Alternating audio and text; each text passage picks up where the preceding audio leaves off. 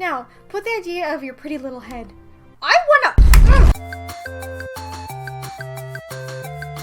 Hey internet, it's Jessica and welcome back to Cinderella Phenomenon. Fritz is rude, so in the last episode it seems like Mother is back, or it seems like Lucette is going to be bringing her back because of Mythros. And we did find out that it's confirmed, for some reason Lucette couldn't figure that out, but Fritz and Varg are the same person, but Fritz still doesn't know what the hell is going on. So hopefully everything will be fine, nothing bad will happen because I feel sad for Fritz. Anyway, let's continue. The air in the room becomes cold, so cold I actually feel my body becoming like ice. Something's wrong. This does not feel right. I try to move away, but my attempts were thwarted of some kind of magical force. The Tenebrae is pulling me towards it! Sir Mythros! It's too late to turn back now, princess. No! The hell? The pull is strong. I am drawn to it like a magnet. The invisible force renders me like a puppet, takes a hold of my body, and forces me to raise my hands to the chrysalim. I press my palms against the face of the Tenebrae, my hands framing my mother's face. Her expression is gentle in her unnatural sleep. The Tenebrae is freezing beneath my fingertips at first, but it slowly becomes warm as the clock continues to count down to 12. The warmer the Tenebrae grows, the colder my body feels. So wait, is it gonna kill Lucette to bring back the mother? Yo, that's messed up! If they actually do that, I can see Mythros doing something like that. It feels like it is sapping all my energy, like the Tenebrae is feeding off of me. The pain starts slowly. It creeps up and out until it's flooding my entire body. I attempt to twist my body away from the Tenebrae surface, but my hands are stuck. I turn to Sir Mythros for help, but there is nothing but a crazy glee in his smile. Lucette, you should have known when he was caressing your mother's face in the freaking crystal. That was weird. Yes, yes! The typical evil bad guy, oh my god. His eyes are focused on the crystallized form of my mother. I become dimly aware of the tears that are beginning to fall from my eyes. I cannot go on like this. My vision starts to blur until I feel myself falling into an endless darkness. What the heck? Mother? Yes, my sweet. What are you doing? I'm planning, dearest one. Mother has to be ready for when she takes over Angielle.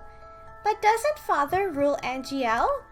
Oh, sweet, Father will soon be tired to rule. Mother will rule for him, and when you are grown, you shall follow in my footsteps.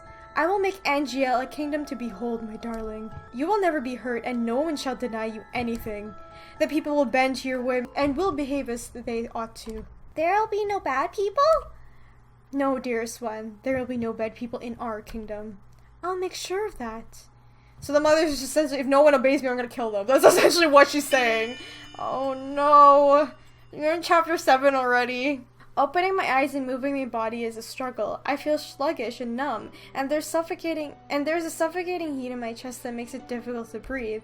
When I finally arise, my thoughts are tangled and confused. Where am I? Oh, he took off his mask. I guess he doesn't really need to hide it, right? She lives. I turn my head just to see Varg rise from the chair and sit to the side of my bed. Has he been sitting there watching me? And he's not wearing his mask. What are you doing here? You've been out for a week, princess. A week? I think I would know how long you've been playing Sleeping Beauty. After all, I've been here the whole damn... Varg quickly clears his throat before gazing down at me, an exasperated expression on his face. Do you even remember what happened? Memories suddenly flood through my mind. They are fragments, but together they create a startling picture. Sir Mythros in the room. 12 chimes of the clock, my 18th birthday, the Tenebrae, and... Mother! I sit up immediately, only to succumb to a wave of nausea and dizziness. Much to my surprise, Varg reaches out to steady me. His grip is firm but gentle. Slow down, princess. You're not ready to fight me yet. What time is it? Almost on. Will he become Fritz again in a few hours? Or have I lost Fritz forever? Would you believe me if I told you Fritz doesn't want to see you? The awareness of my last conversation with Fritz hits me with full force. After what happened the last time we spoke, I'm not surprised that Fritz does not want to see me. He was too ashamed to face you. I had no idea Fritz would react the way he did to your words. I have most of his stronger memories, not all of them, but most. I thought he had most of mine too, but I guess that's not the case. What memories do you have? That's none of your business. The expression on his face is clouded. For a few moments he is silent, thoughtful. Varg is a little bit different. He's not like that, snarky asshole he usually is. That's kind of weird. In the beginning, they were mostly of you. What? Varg glances away. I notice the way his fingers drum uneasily on his cane and stare.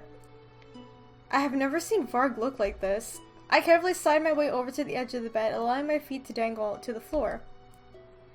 Fritz cares for you, princess. Take my word for it, if no one else. Why is he suddenly telling me this? Will I ever see him again? Or is he lost to you?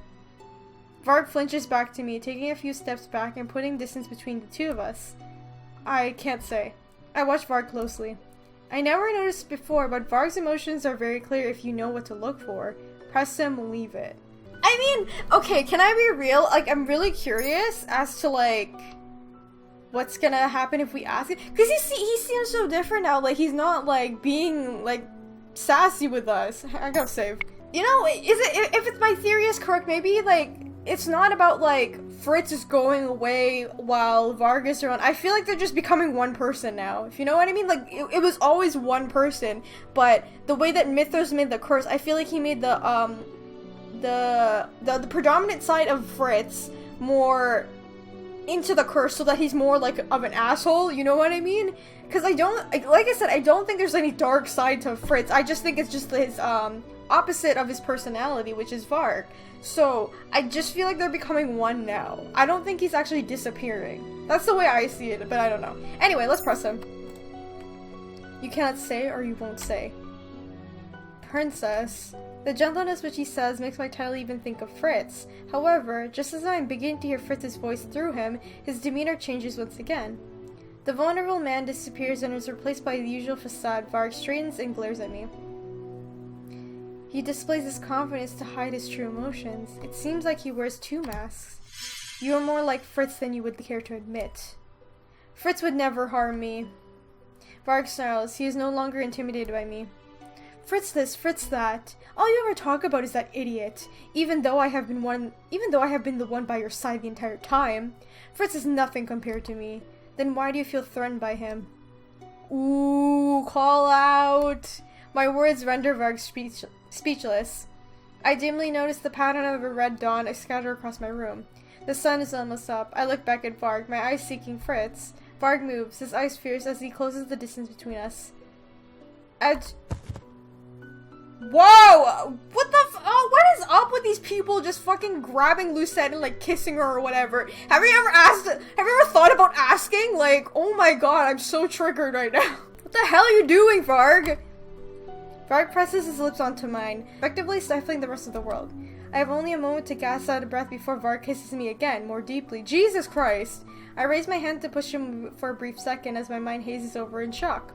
Varg takes advantage of my confusion and moves forward again, an unreadable expression in his eyes as he leans over me. I try to pull away, but Varg tangles his hand in my hair. Okay, this is getting a little bit, this is like non-consensual, you know what I mean? I don't care if they're just kissing, like, this is just fucked up. What the hell are you doing? Oh my god.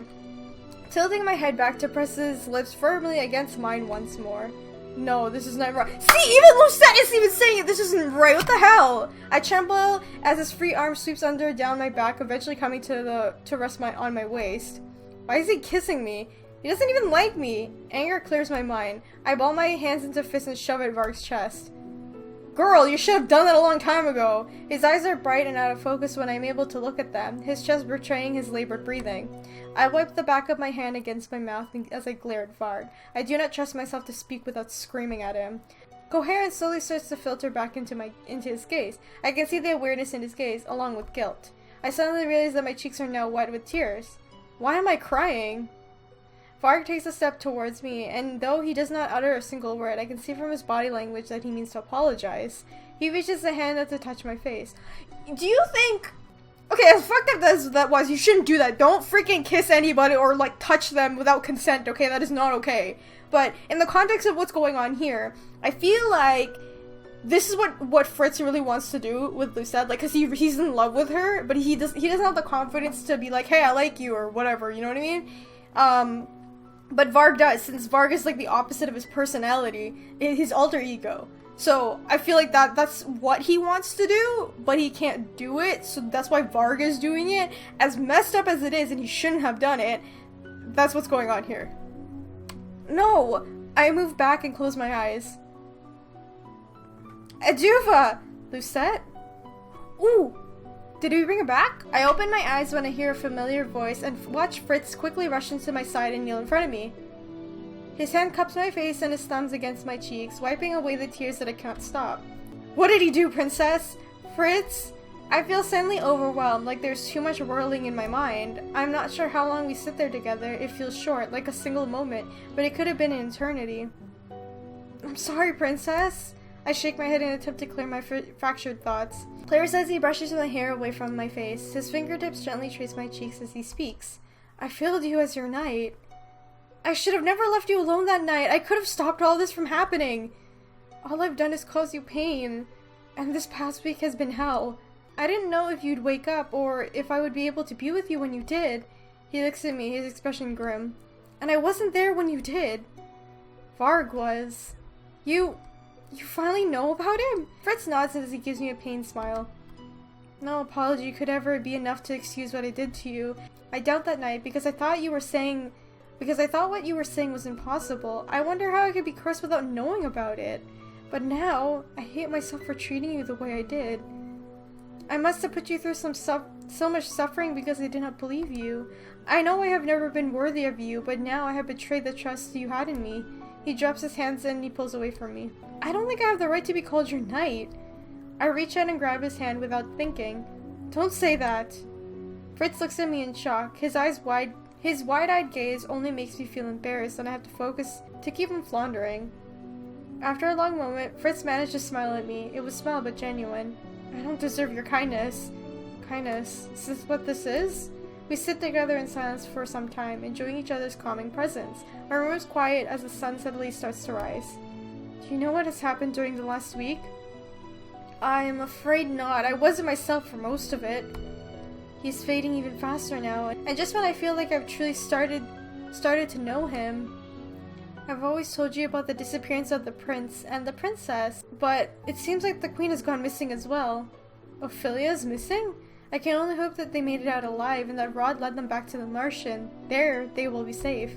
Do not think I would ever trust anyone there, and I still don't, but Parfait said that the Martian is a place that evil cannot overtake.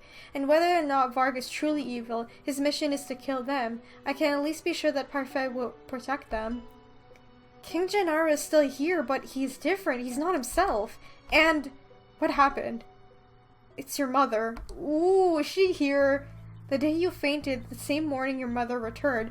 Yikes! We're actually going to meet the mother! Oh my god, I'm kind of excited because I want to know what she's like. Because we only seen her in flashbacks and like what people have said about her. So this is so interesting. We're actually going to meet her character. I can only stare at Fritz in shock, knowing that what happened that night wasn't just a dream. Everyone in the castle is acting as if nothing is wrong. It's like the last 4 years haven't happened. But the instant I saw her, I recognized her. After that, well, I don't remember what came next. My next conscious moment was today, when I saw you. Fritz raises his hand as if to touch my face, but he abruptly pulls it away. He flinches, then doubles over, his face contouring with pain. No, not now! I won't let you! He's turning into Varg. His eyes are cloudy, his gaze turned inward. He is speaking to the other side of himself that cannot see. I reach out to him and try to call him back. Fritz? He looks up at me and attempts at a sad smile. He's trying to make it seem like he's fine. When he speaks, it is through his gritted teeth. I'll never let him hurt you. Can you trust me? At least about that? Yes? Lucette! Oh no. The shadow dances around him, almost tauntingly at first. Then they simply engulf him and Fritz disappears into the darkness. I take a step back. I hate to interrupt. You again. I snarl at him, but Varg merely shrugs. He looks indifferent, as if what transpired between us never happened. What if... I'm going to punch this guy in the face. You can't do that. Act like nothing happened, jackass. I have things to do today. Varg turns away and walks briskly out of my room without glancing back. I make my way through the hallways of the palace, determined to find Sir Mithros. Over the past few months, I have been all but invisible to the people in the palace. It allows me to pass undisturbed. I had always figured it was because no one remembered who I was with my curse. But today, things are different. A maid sweeping in the halls jumps at the sight of me before quickly curtsying. Your Highness! Her eyes are downcast and she doesn't look up at me as I pass by her. Huh. That's... No, I'm a little bit confused, because I know the curse, like, you're not supposed to remember. So, does Mithras have, like, the power, or maybe some other, who the hell knows at this point, has the power to, like, kind of reverse that so everyone remembers? Even though they're cursed? Is that how that works? Like, I don't know. As I walk past her, two other servants heading in my direction also move to the side of the hallway. Your Highness. Oh, Your Highness. They remember who I am now? But how? Has my curse somehow been broken? I spend the entire morning searching for Sir Mithras, but he is nowhere to be found. The only room I have yet to search is the throne room. Oh, is the mother here? I push the door open and walk inside. There I am met with an unexpected sight. The king sitting on his throne, his posture regal, his eyes downcast. Your Majesty? He doesn't look up when I enter, but I can see that his eyes are stony, unmoving. As I approach him cautiously and upon closer look, I notice his eyes look so empty. It's almost as if he cannot see me. I inhale and something catches my throat. My heart begins to beat rapidly. What have they done to you? My princess! I whirl around to see Sir Mithros approaching me with a smile. Where did he come from? I could have sworn that there was no one else when I entered. Sir Mithros, I was just on my way to see you. Varg just told me that you had been awakened. What's wrong with the king? Physically, there was nothing wrong with him at all. Anger begins to burn within inside me. You swore that you wouldn't harm him. He is not alive? My princess? This guy's like doing a loophole thing, right? We said don't hurt the family, but he's like, oh, but he's not dead. Like, take a good look at him. The king is completely unharmed. The change in Sir Mithros' expression is subtle, but I can feel the malice in his gaze. I should add that it was difficult to keep this promise, princess. My queen will be having words with you about this. Mother, where is she? She has left the palace for a time being. You have been unconscious for a week. My queen cannot spend every moment fretting by your bedside. But didn't Varg say he was the only one to stay by my side? I shake the thought from my mind. When will I be seeing her? I don't think we can take this guy's word for it, okay? At dinner, I assume. Now, if that's all... Wait. Sir Mithros pauses abruptly to look at me. The servants at the end of the hallway seem to remember me. How? You really cannot guess. He sighs and then runs a hand through his hair. When you turned 18 and became the Tenenbaum bearer, that curse that the lesser witch cast on you broke. Oh! Really? What? A moment before your mother woke, you were the strongest witch in all of Angielle. A lesser witch spell could not have any effect over you. Congratulations, princess, you are no longer a victim of the curse. Your life is back in the way it was before. Now, is there anything else you would like me to ask? Yes, there is. About Fritz. Remove his curse, bitch, but I don't think he's gonna listen to me. How do I break his curse? Much to my astonishment, Sir Mithros begins to laugh. The sound of this cruel and so sharp that the deadly cuts through whatever hope I had been forming in my heart. You wish to break his curse? Oh, princess, you should have told me earlier you cared so much about the boy. Perhaps then I would have tailored his curse to your requirements. Poor, upstanding, chivalrous Fritz. In many ways, he was too much of a knight for his father's liking. Okay, you'll have your back up, bro. Sir Mithros leans close to me, so close that I can see the crazed gleam in his eyes. Would you like to know why I cursed him, princess? I remain rooted in my place, but not flinching away from Mithros is harder than I thought it would. Sir Alcaster approached his son for help, expecting him to help kill the king and take over the throne, but Fritz refused. Sir Alcaster needed an obedient servant, and Fritz deserved to be punished for stepping out of line. No. And I removed those memories of Alcaster telling Fritz of all the devious plans and gave him the curse. Fritz has the Little Red Riding Hood curse. Okay, that was kind of obvious with the whole wolf thing. It makes a lot of sense because this alter ego is the wolf. So, yeah. There is, after all, no better servant than the big bad wolf. He has the power and drive of a predator, but is still so obedient. Wolves are closely related to dogs, after all. And better yet, the big bad wolf will always stay close to the lady he desires to devour. I can feel disgust seething in my stomach. I have created the perfect servant for Sir Alcaster. In short, Sir Mythos certainly reaches out and grabs my face by the chin. Oh my goodness, what is everybody grabbing Lucette in this route? He forces my head up in a painful angle. There's no breaking this curse, Princess, not unless Fritz is somehow able to mentally overpower Varg. We all know how formidable Varg is. Sir Mythos releases me. Now, put the idea out of your pretty little head. I wanna— Don't you have everything you ever wanted? He smiled wearily before turning around, walking into the throne room, leaving me alone and trembling. To break the curse, Fritz is to overthrow Varg in his own mind? A sudden cold descends upon me. I wrap my arms around myself and shudder. Turn to look at the king, but he has not moved ever since my encounter with Sir Mythos. Your Majesty, did I do this to you? Mother, if she were here, she could make sense of it for me.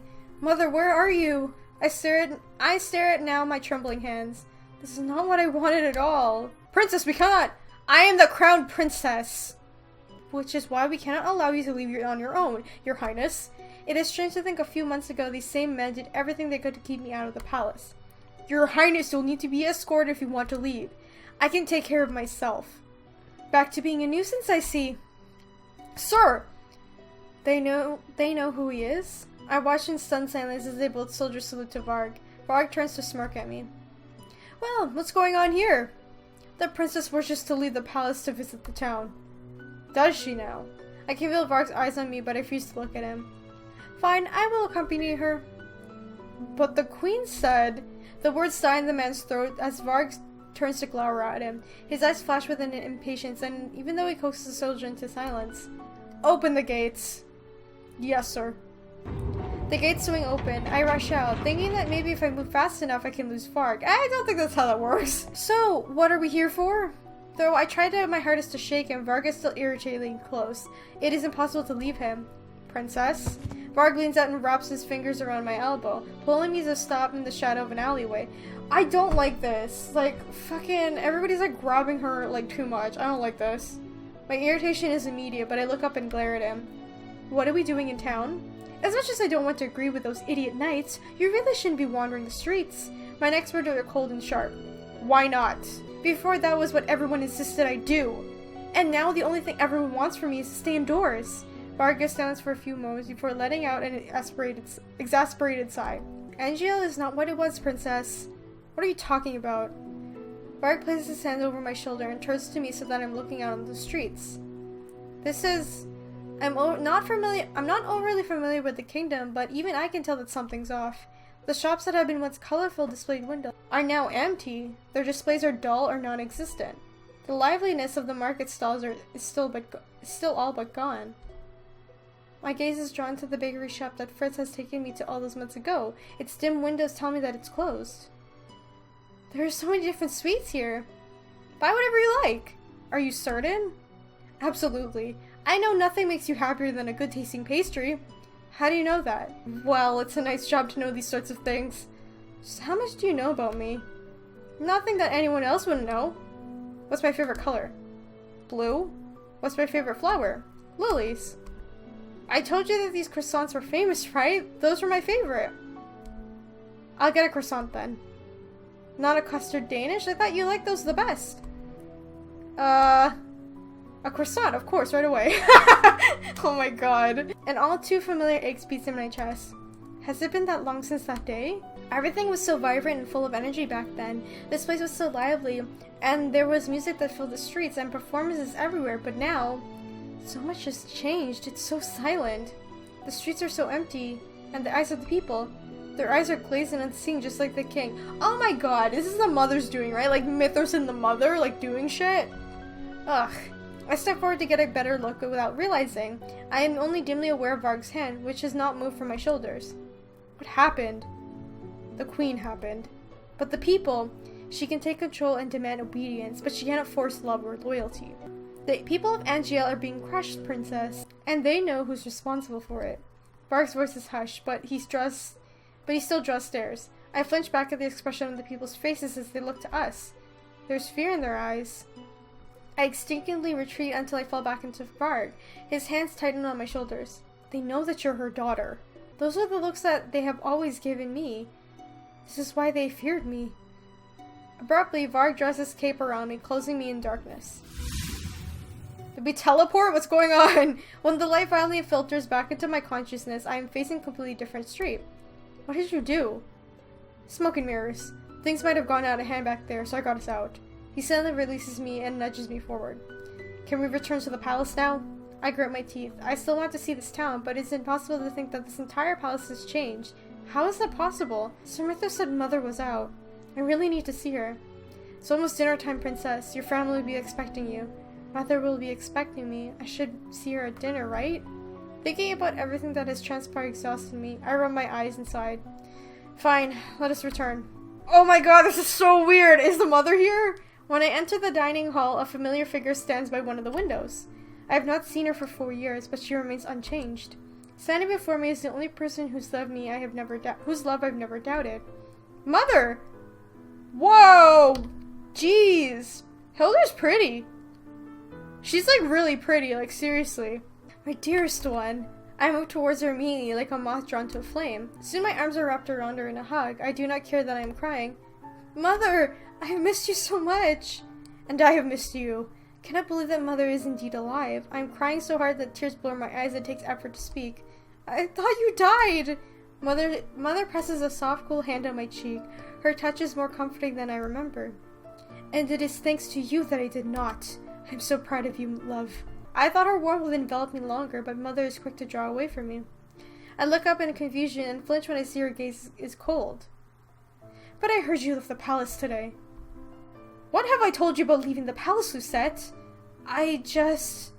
No excuses. You know my feelings on this. But have you truly become so disrespectful while I was absent? Let's not fight. Not tonight. Yes, Mother. Come, sit. My God. I take my usual chair and I stare down at the non-vacant seats in front of me. There is a heaviness in my chest as I remember who sat in them. Those are Ophelia, Ron, and Emmeline's places, and the king. I turn to look at him and feel my heart falter then sink. Lucette? The king is sitting in his usual seat, but his expression is vacant as it was earlier. It's nothing. Mother follows my line of sight and frowns. Mithras told me of your request. I had not anticipated that you would require something of him in exchange for reviving me. But no matter, I had no desire to see Alcaster's plan come to fruition. Where is Sir Alcaster? Mother beckons quietly as with a wave of her hand, and the servants begin to place platters of food on the table.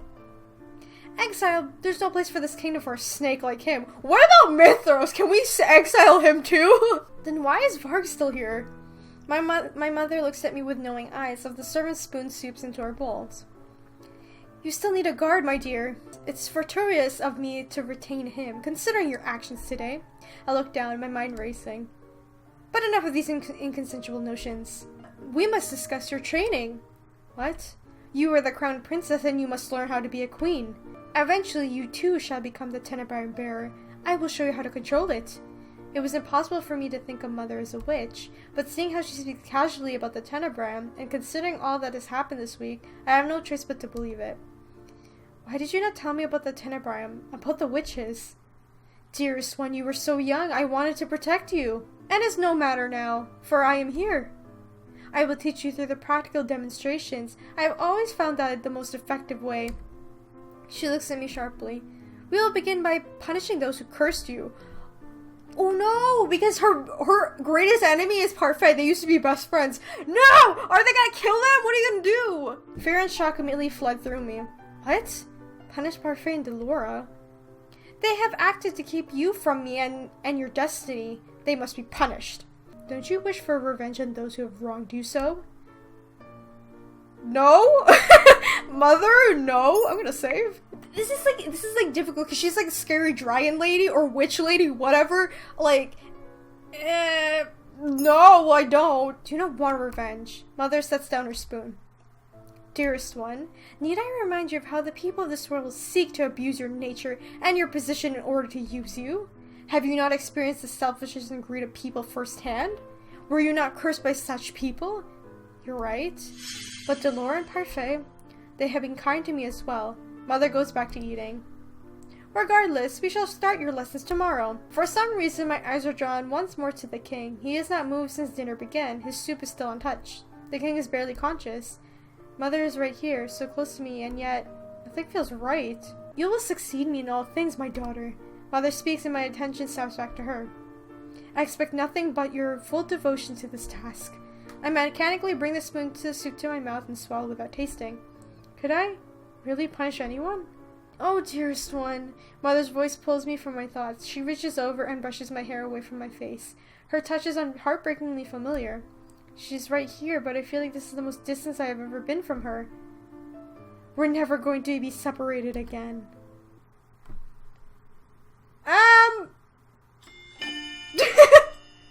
Oh no, we're at chapter 8 already.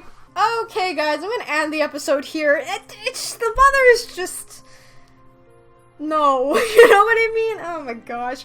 Anyway, if you guys enjoyed this episode of Cinderella Phenomenon, remember to leave a like, comment, and subscribe to join the companions. And if you'd like to help support the channel on Patreon, there's a link in the description. Get early access to videos for Patreon only, the Discord server to come talk to me, and a bunch of other stuff that I mail out every month. But yeah, please let me know what you guys think. Like, I don't know why I expected the mother to look more evil. Is that just me, or am I like stereotypically like I thought she was gonna look like the stereotypical, like, kind of a villain, you know what I mean? Very evil look. Obviously looks are deceiving, whatever. And also because she used to be such a good person, and now she's just crazy. And the whole thing with Fritz overcoming his own curse, like, I don't know if it's like, if Mythos is just lying or just being a dick to, like, play with, Lucette, but I do think it's true, because I think Fritz has to accept the fact that Varg is a part of him, because he always was, but now he's more involved, you know what I mean? I think that's what he has to do. Anyway, we'll find out later on. So, I'll see you guys in the next video. Bye!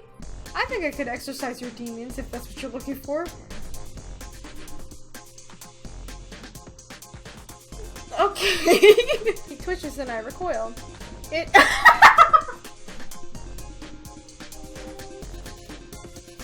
Jesus Christ, help me! It moved!